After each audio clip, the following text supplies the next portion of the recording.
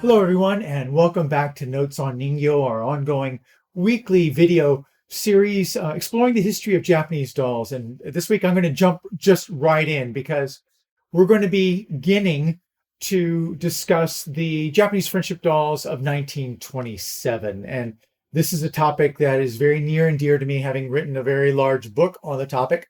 And so people are probably speculating that there is absolutely no way that he can come up with a talk under 20 minutes covering the Japanese friendship dolls. And you're absolutely right. I've given over 30 lectures on this topic and some seminars lasting 3 hours. So it's not happening. So I've decided to divide this up into three parts. So our dear friends in the country of far distance is going to be this week's topic. And it's just an introduction to the friendship dolls, telling the initial stages and the initial Japanese response. Then following that with tours of duty, discussing how the friendship dolls were received once they arrived in the United States and some of their adventures and misadventures as they traveled around the United States looking for a permanent home in museums, libraries, cultural institutions, and whatnot. And then finally, our third series, which will be 2 weeks from today, deals with the missing friendship dolls. There's something of a treasure hunt going on because out of the original 58 that were sent, we're still missing 11 of those dolls. And so that will be a journey looking into those that have been found and then those who have yet to be found. So stay tuned for that. But I need to keep going, get right into this.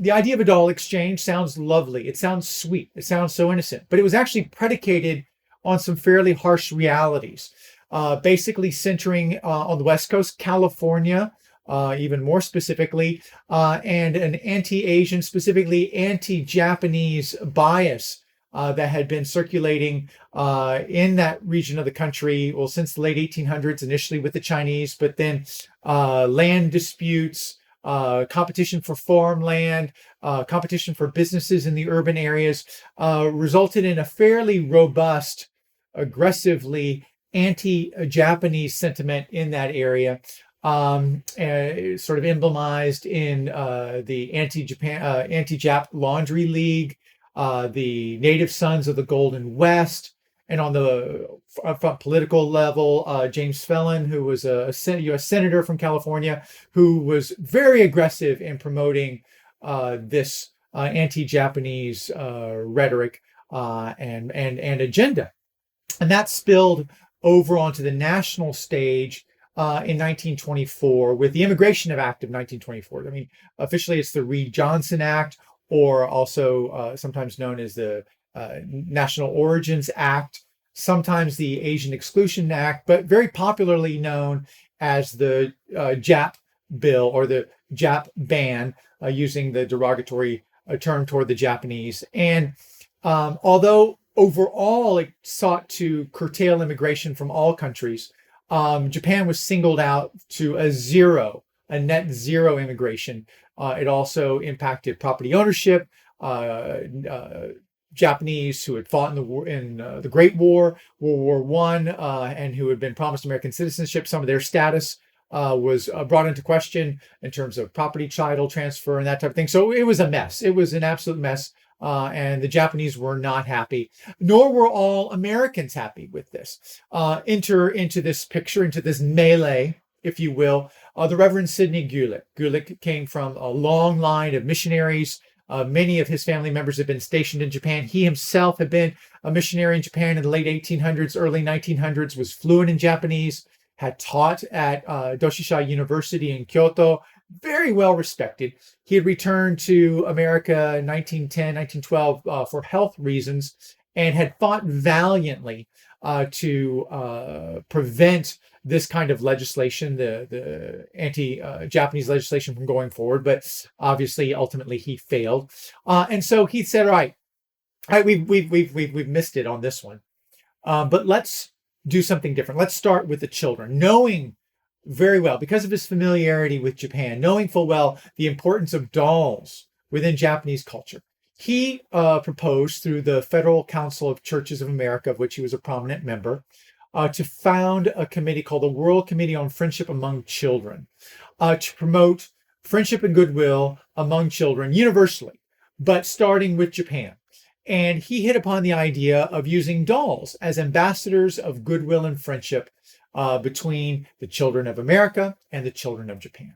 So his initial goal, through the Federal Council of Churches of America, reaching out through organs such as the Everyland magazine, through Sunday school groups, through the Girl Scouts, Campfire Girls, any number of social organizations, they reached out, put out the word that they were hoping to collect dolls from American children to send to the Japanese children. They wanted basically a doll for every single Japanese elementary school girl, which would have been a million or so dolls. And they wanted this to be as egalitarian and affordable as possible. So rather than fancy dolls, they wanted simple dolls like Madame Hindren and Horseman and F&B. And you can see here from an advertisement of the period that they were not expensive. They could come clothed. A group could buy them unclothed and then dress them together, or buy them clothed. But it was an opportunity for children to learn more about Japan, learn more about Japanese culture as they were collecting these dolls, as they were preparing them for their journey. And they were simple dolls, very, very simple dolls. You'll notice in this particular one, she has blue eyes, and not all the dolls have blue eyes, but in Japan, they became known as Aoime Ningyo, or the blue-eyed dolls. And so sometimes I'll refer to these goodwill dolls or friendship and goodwill dolls as the blue-eyed dolls, and that's because the Japanese picked up on this. But also, frankly, just sort of cutting to the chase, the goal was to send dolls depictive of quote-unquote typical American children, and you can read that as white.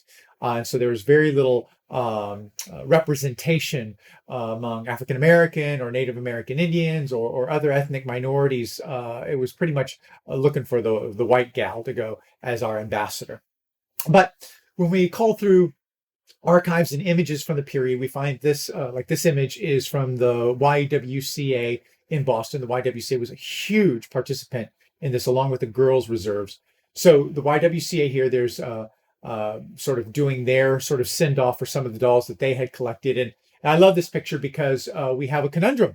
We have 8 girls and only 7 dolls, and the girl in the back there, I don't know how well you can see, she's very, very sad, while all the other girls are beaming with their dolls. And so a secondary picture comes with a very happy girl holding all 7 of the dolls. And it was, I mean, politics aside and the racial overtones aside, it was a wonderful experiment, if you will, grassroots, reaching out community to community all across America. The most remote communities were involved. Montana, where I used to live, mining towns in Montana gathered their pennies to buy dolls to send to Japan. So it really was pretty much pan U.S. in terms of its effort, and very, very successful. Although they had intended on $1 million, they were ultimately only successful, in gathering 12,789 of the dolls. Which was, as we'll see, a huge effort in of itself. Out of those 12,789 dolls, they selected 48 to represent the states at that time, plus a Miss America. And so this shows the doll that was designated as Miss America, which was done in a ceremony or in a sort of a vote in New York City at one of the farewell ceremonies. And so then, to handle the logistics of these 12,700 plus dolls, they divided the country in half. They established a travel bureau, a doll travel bureau in New York City to handle all the dolls east of the Mississippi, and a sister bureau in San Francisco, another doll travel bureau, to handle all those dolls west of the Mississippi. And so all these dolls were gathered by their various communities and sent to the Doll Travel Bureau in their respective area of the country, where they were gathered together and then sent across to Japan. They were furnished with little passports indicating that they were, their behavior was ensured by Gulick himself, and it was signed by the Japanese consul. This passport coming from New York, but it was all there from the World Friendship Among Children, the Committee on World Friendship Among Children. So there were so many dolls coming from so many different areas. It actually took many ships, or a number of ships, to accommodate all of this cargo, because 12,700 and something of anything takes up a lot of room. And so they didn't all arrive on one boat. And the boat carrying the 48 dolls and Miss America, which was viewed as the most important of the group, was actually delayed by a storm. The goal was to have all the dolls arrive in Japan in time for the Hina Matsuri, the Girls' Day celebration on March 3rd. But because of storms, the Tenyumaru, this particular boat carrying the 48 dolls in Miss America, was delayed. But once they arrived, these dolls were escorted by some of the upper echelons of Tokyo society. They came to Yokohama and got these dolls, and they staged a very formal welcoming ceremony. And on the left, you can see that they have a Hina display set up. And then on the right, they have empty shells where each of the 48 dolls in Miss America is going to go. And this is a wonderful sort of a tableau, if you will, of the greeting of American children and Japanese children. Now, if you zoom in, you'll notice something a little unusual in that the representative there, she's Mr. Kagawa, is wearing a black armband. And that's an important note because these dolls began to arrive in late January, early February, and into March of 1927. The project started in 1926 in June. The dolls were sent off and began to arrive in Japan in January, February, and March of 1927. Well, on December 25th of 1926, the Taisho Emperor had died. So technically, the country was in mourning. And having this display of dolls was seen as a little bit off color, but at the same time was seen as a boon because of the morale in the country. Now, that morale, not only because of the death of the emperor and the national mourning, which was officially supposed to suspend Girls' Day display for March of 1927 to observe the period of mourning for the emperor, was compounded by the fact that in 1923, just a few years earlier, Japan had suffered one of its worst earthquakes in recorded history that basically decimated most of Yokohama and large swaths of Tokyo, including, among other areas, the doll manufacturing center in Tokyo. So doll making had been just basically eviscerated, and doll makers in the area had founded a self-help group called a Kumiai, and to help the doll makers make their way through this difficult economic time. So the doll arrival in March of 1927 was just a wonderful uplift for everybody. And a group of the dolls, the 48 dolls and Miss America and a few others, were received in the Imperial Palace by the Emperor himself, the Empress and their young daughter. And then a special dollhouse was set up in the Imperial Museum, now the Tokyo National Museum, but then the Imperial Museum, to display the dolls. In this picture, if you Google it, you find very frequently. But in my research, I found through Everyland magazine, this picture, sort of a side view, to show that it was really a complex palace with the dolls upstairs and downstairs and outside and playing. But what I also love is that true Japanese fashion. They had the American dolls take off their shoes before going inside. So you can see the American shoes all lined up here and some of the American dolls barefoot lined up inside. And so a nod to Japanese tradition that the dolls even had to take their shoes off.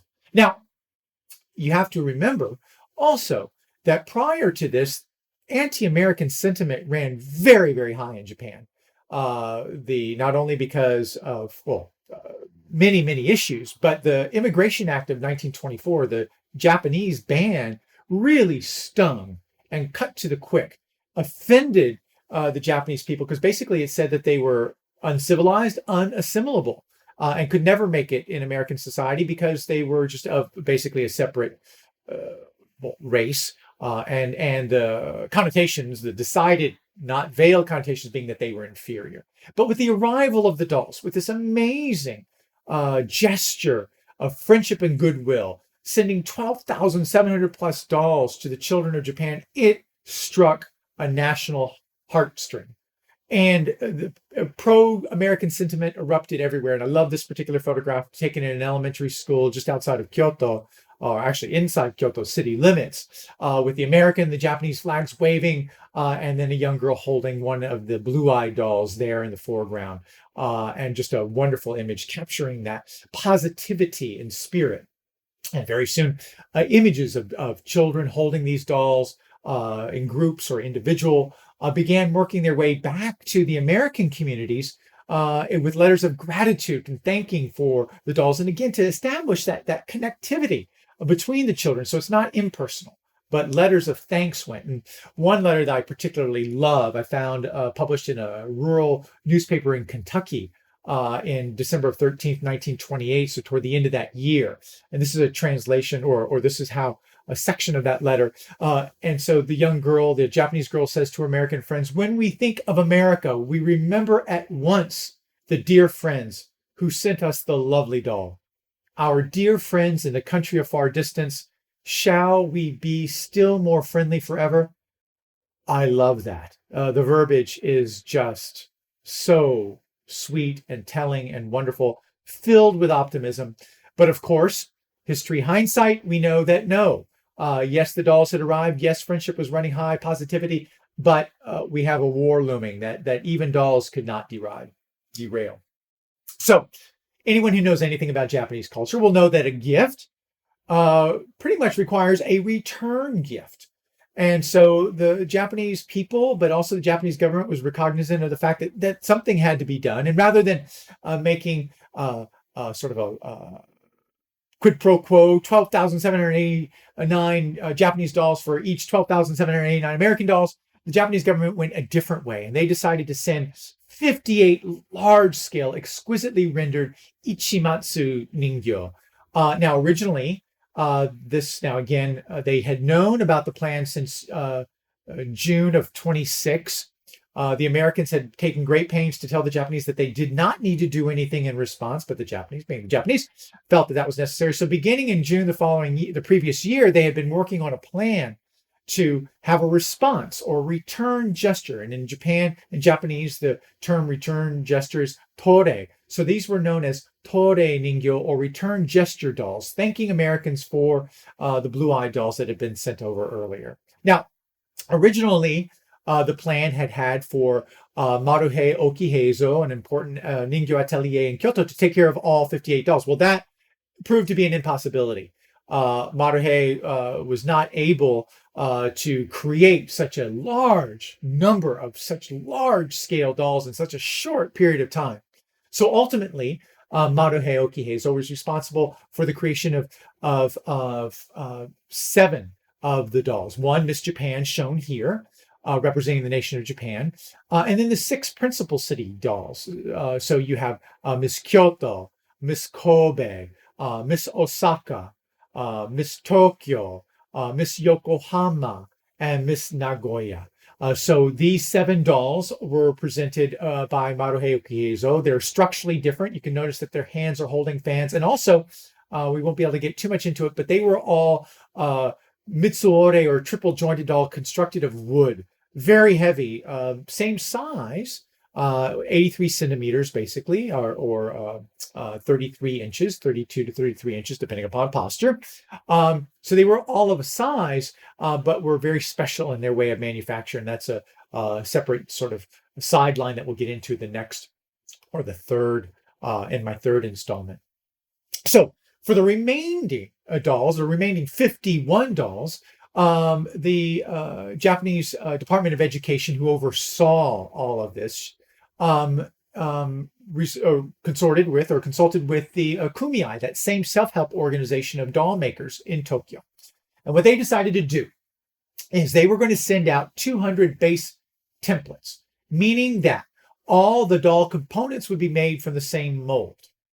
Now, I can't get into too much detail about how dolls are made, but you have a base mold made of a wood composite, and then over that, layers of gofun, or shell white, made of oyster shell, crushed oyster shell, and animal glue, are applied to the various elements, and then the individuating features are created out of that gofun, so that each and every doll is truly a unique and individual creation. And here, this image shows Hirata Goyo, second generation, who I mentioned in my last talk, and a young assistant working on the heads of the dolls that he was to submit for the competition. So all of these doll makers throughout Tokyo submitted their dolls for basically an inspection and a competition, because even though roughly 200 were sent out and a certain number were returned, only 51 could be selected. So there was a process of selection. And this is a picture of some of the dolls lined up, and each doll was scrutinized by a committee to determine which was the best doll to represent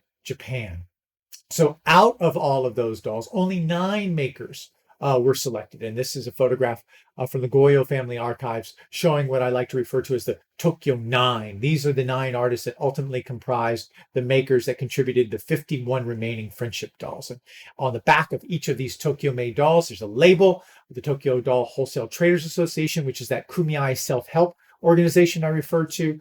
And going in diagonal, the signature of the artist that specifically contributed that individual doll. And this is the signature for Koryu Sai, a very important lineage and an important maker who contributed actually the vast majority, or the largest percentage, I should say, of those 51 dolls. Now, the dolls were presented basically naked, and so they had to be clothed. And for that, the Department of Education returned to Takashimaya department store to create the outfits, design and create the outfits.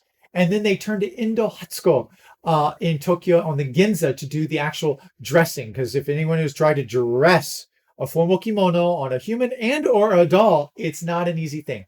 Indo Hatsuko had made her fortune patenting Western style makeup that worked well with the Japanese complexion, and became known as, well, in addition to other things, sort of dressmaker to the star. She dressed the royal family. She dressed all the well-to-do. So her salon on the Ginza, which still exists, was an epicenter, and they turned to this fashion icon to do the dressing. And some of the bow designs for tying that massive obi that secures the kimono in place, that large yardage of silk brocade that becomes the obi. She created different patterns, and these were published in children's magazines and women's magazines, and they became minor fashion crazes, the obi that were designed for the friendship dolls. And so here she is in her atelier, dressing some of the dolls, and you can see here Takashimaya department store. So the kimono supplied by her and Indo Hatsuko-san is dressing one of the dolls, and that's Miss Japan there already, and some of the dolls in state already dressed, ready to depart, dressed by Indo Hatsuko-san. And I love this particular image, and anyone who's heard my talks before know I always do this because I love this young girl in the back right there, little Ichimatsu Ningyo, her face turned to the corner, having what I refer to as a time out. So maybe she got fussy during the dressing and they put her face to the wall.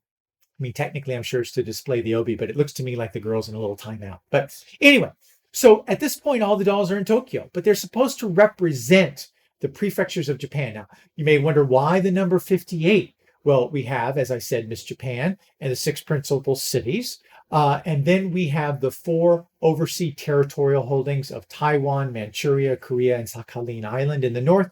And then that leaves the 47 domestic prefectures or states, the prefectures in Japan. So all of the dolls were to represent each of these prefectures to create the total 58. So from Tokyo, they were sent out one by one to the various prefectures to meet their people. And there they were united with furnishings that Takashimaya had also been entrusted with creating, lacquered furnishings, creating a wonderful trousseau of kimono boxes and little chest of drawers and makeup stands and lanterns and sandals and a tea set. And so here the dolls were sent out for what was called a sobetsukai, or a going away ceremony. And here, this is Miss Hiroshima at her sobetsukai down in Hiroshima proper. And then now this is Miss Akita's sobetsukai in Akita-ken. And what I like about this one is that you have to remember this is being done in September, early October. And yet they brought out the Hina dolls for their Hina display. So you have you have a Hina display, and then you also have their blue-eyed doll on display. So one of the towns, Akita-ken's town, there's the blue-eyed doll, and then Miss Akita with all of her furnishings, her parasol on display to be received by the children, but also given a personal name. Formerly, they were known as Miss Akita or Miss Hiroshima or Miss Yamagata or that type of thing, but they also were given personal names by the children and to create a link or a bond. And then this is the last one of this. One of my favorites is this is Miss Kyoto Fu, or the prefecture of Kyoto, and all the children saying goodbye to their doll, saying Manzai, Manzai, happy, happy, happy festival as the doll is sent away to go to America. Now, from there, they're all regrouped back to Tokyo. So already these dolls have had a big journey, coming and going, coming and going. And in Tokyo, they decided rather than displaying all the dolls together in one place, they would divide them up so that everyone would have a chance to see them more readily in a short period of time. So they went to various department stores and had different receptions for the different regional groups in department stores. And then a separate set of 11 dolls were selected for the formal going away ceremony, the official going away ceremony from the Department of Education, presided ostensibly by Shibusawa Eiichi, the older gentleman, the elder statesman of Japan, known as the J.P. Morgan of Japan at that time, super wealthy, who helped fund this project and was sort of like the face to, much as Sidney Gulick in America was the face to the Blue Eye dolls, Shibusawa Eiichi was the face for the Japanese dolls going, even though the Department of Education handled most of the details. And then finally, the most symbolic handshake, sort of replicating that initial presentation of dolls. When the Blue Eye dolls came, a symbolic handshake between an American child and a Japanese child there, standing underneath the dolls as they're about to embark. Now, like the Blue Eye dolls, they were finished with passports. They were furnished, with ship tickets, because how were they going to get to America? Well, whereas the Blue Eye dolls came in many, many, many different boats, the 58 dolls were all packed, very, very well packed with their trousseaux and Excelsior-strewn wooden crates and loaded upon the Tenyumaru, and they were to sail out of Yokohama. And so only one doll was left out for presentation. That was Miss Japan. She was on deck to say goodbye to everybody, to wish everyone, to say goodbye to everyone because she was on a one-way trip to America. And so the Tenyumaru set sail across the Pacific and made only one stop, and that was in Honolulu for refueling and that type of thing, but also to give the Japanese, largely the Japanese American community or the Japanese community in Hawaii, which was not yet a state, a chance to see these dolls coming across the ocean, because the Immigration Act had also had a profound impact on the Japanese and Japanese American community in Hawaii. So from there, they landed in San Francisco. And the Tenyumaru docked in San Francisco Harbor. And this begins to show the complexity of our story. On the one hand, we have this wonderful archival photograph of children greeting one of the dolls on the deck of the Tenyumaru before she disembarked. And then the other, we have a newspaper headline showing one of the girl there with one of the dolls, Jane Gillespie's chosen to be the poster child in this case. But the headline, Japanese invasion. And you might go tut-tut, kind of tongue-in-cheek and fun, but you have to remember, people, that San Francisco was the epicenter of anti-Japanese sentiment. So these dolls were not necessarily arriving to the same universal fanfare and heartwarming welcome that the Blue Eye dolls got in Japan. These dolls were arriving literally in hostile territory. Now, Gulick himself was not able to make it cross-country for the arrival, but his young son, who was teaching at the university in Berkeley, was there. And so he sort of served as sort of a reporter for Gulick. And in the personal diaries and notes and letters between Gulick's son and Gulick, he commented how the response was somewhat underwhelming in terms of the number of people who showed up for the initial reception of the dolls. And second of all, in looking at this newspaper, if you go through and read it, it basically indicates that this particular doll is Miss Yokohama, when in fact it is not, which is sort of a foreshadowing, spoiler alert, that dolls and their identities became a huge issue as this goes forward. And I'll get more into that next week.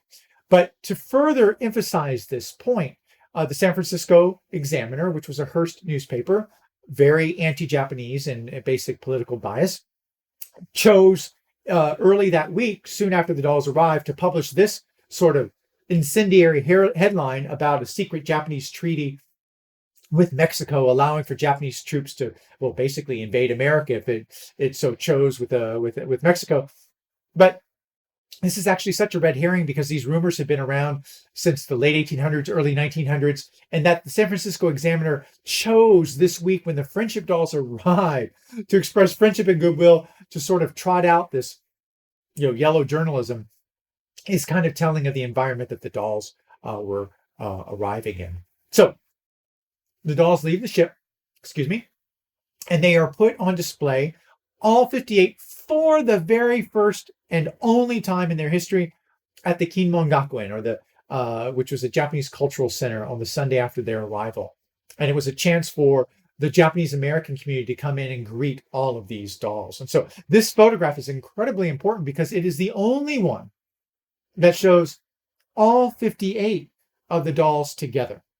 And this has become a hugely important document, as we'll see in our talk tomorrow. But thus far, I've been dealing largely with sepia tone photographs, black and white photographs. But imagine walking into this room and being greeted by the true color that these dolls had. The silks, the Chirimen silk crepe, so beautiful in their vibrant red and their supplemental embroidery with these phantasmagoric designs representing Japanese lore and tales that sort of individualized the dolls themselves. But the color, the vividness, the vitality of the color, and the kinran brocade, the gold brocade of the obi glistening in the light, how impactful that would have been to walk in. And so to sort of create that sort of like a Dorothy arriving in Oz after the black and white of Kansas. Let's arrive at the Kimon-gakuen. And this sort of gives a sense of the rainbow hue, the peacock rainbow hue that would have presented visitors to the Kimon-gakuen, to see all 58 of these young doll ambassadors there arrayed on stage, Miss Japan at top presiding over all of them. And any of you who are really keen-eyed will see that it's actually 57.5 because the doll on the far right edge is cut off. That's not my cropping. That's actually the original photograph cropped off half. But anyway, so we're winding down now. I know I'm over my time limit and we're just getting the dolls to America, but that was all a big nut to chew just to get us this far. But let's meet some of our girls, shall we? Our ladies, our young ladies. So this is Miss Fukushima, beautiful in her green with her kaiawase, or the shell pattern on her kimono and her parasol unfurled. And there you can see her pokuri lacquered sandals. But the artistry, not arguably, without question, the 58 dolls created for the Japanese Friendship Doll Exchange are the finest Ichimatsu ever created in Japan, which is saying something. And the artistry and the beauty, not just the scale, but all the components that go and shine when we actually look at these dolls. And remember that they're nearly child size. This is Miss Kagawa. Beautiful, the blue, just so strong. And there you can see the butterfly details and also a little bit of the finger, even the details on the finger with the fingernails that are done there. So beautiful. Miss Mie, one of my favorites in purple with her long-tailed bird, but her very, very happy open mouth expression, which only a few of the dolls, a handful of the dolls have the open mouth expression, but this is by Koryusai. A beautiful, beautiful example. Miss Tokushima, long known among American aficionados of the Friendship Dolls because of the work through Fort Mukugawa Wainwright in Spokane, who has this doll, and they're very proactive stance on expanding the gospel of the Friendship Dolls. And this is Miss Tokushima, quite beautiful. Miss Hokkaido, Davenport, Iowa, absolutely wonderful in terms of that color. I mean, what color is that? Seriously. And how can you pull that off? I mean, that green with the red and the gold, I mean, truly strong signature palette. I personally will not be trying that, but they're arrayed with some of her accessories.